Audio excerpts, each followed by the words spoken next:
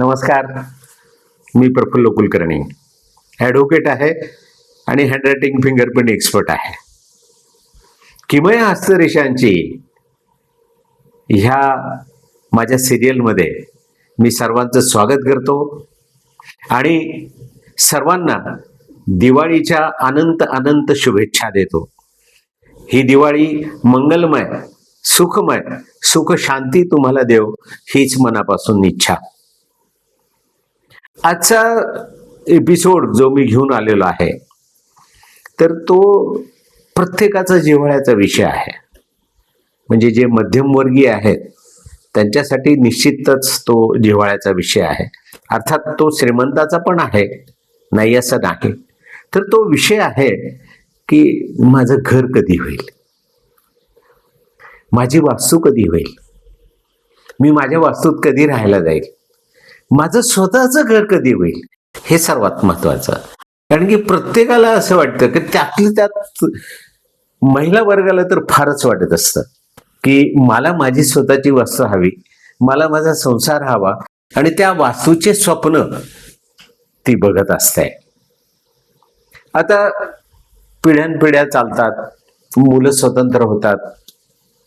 आई वडिलांकडनं 2 मुलं जरी असतील तर ती काही वर्ष असली तरी नंतर एक अशी वेळ येते की दोघेही सख्खे भाऊ स्वतंत्र राहतात, आणि तेव्हा सुद्धा वास्तूची निकड ही प्रत्येकालाच येते.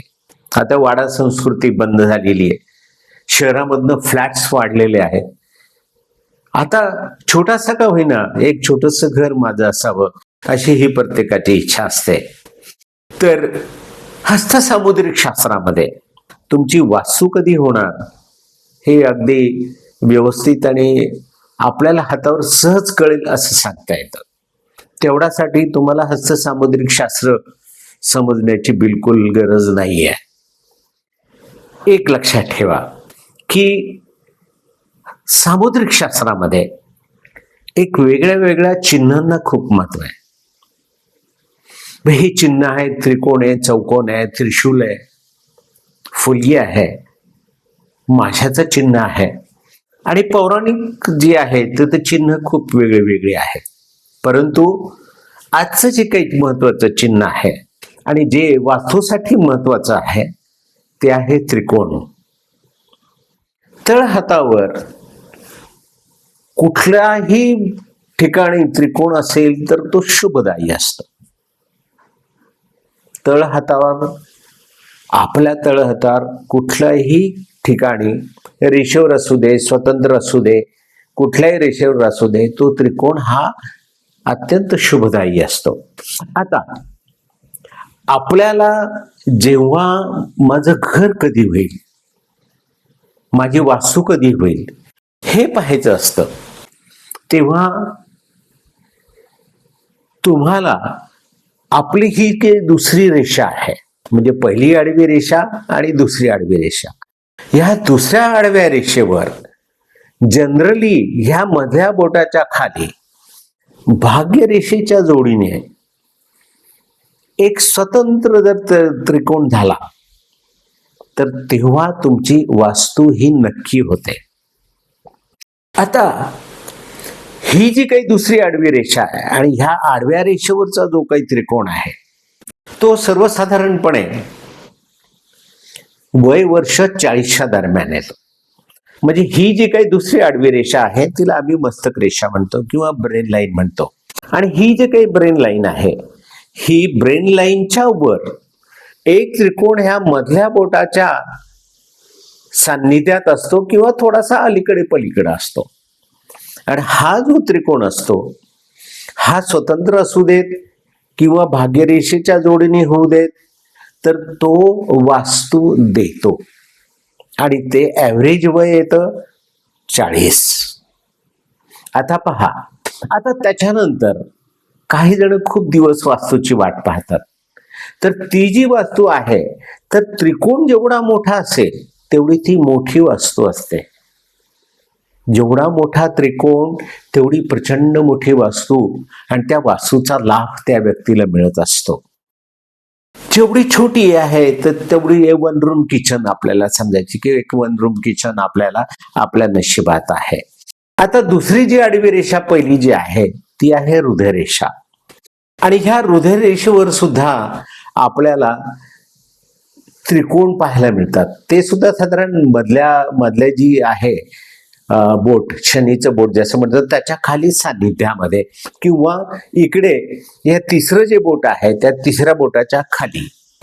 आता हा जो काही त्रिकोण आहे, हा त्रिकोण सर्वसाधारणपणे तुमचं वय 55 नंतर तुमच्या हातावर येतो. म्हणजे वयाच्या 58 किंवा 60 वर्षामध्ये तुम्हाला ती वास्तू लाभ हा होत असतो. आता त्रिकोण जो आहे तर त्रिकोण हा इंटेलेक्च्युअल प्रॉपर्टीचा पण आहे. त्रिकोण हा अन्य जागेवर किंवा अन्य ग्रहांवर असताना सुद्धा त्याचं एक वेगळं कारकत्व आहे. ते आपण पुढच्या एपिसोडमध्ये नक्कीच तुम्हाला घेणार आहे. हा, पण एक लक्षात ठेवा, ज्यांचे भरपूर घरं आहेत, जे वडिलोपार्जित ज्यांच्याकडे भरपूर प्रॉपर्टीज आहेत, बंगले आहेत, फ्लॅट्स आहेत, अशा व्यक्तींच्या हातावर 1, 2, 3, 4, 10 त्रिकोण असत नाही. हा जो काही त्रिकोण होतो तो त्या व्यक्तीचा स्वकष्टार्जित स्वतःच्या कमाईतनं आलेला किंवा जे काही इन्कम असेल त्याच्यावरनं जो काही जे घर त्यांनी वास्तू घेतलेली असेल तर त्याचा हा त्रिकोण असतो.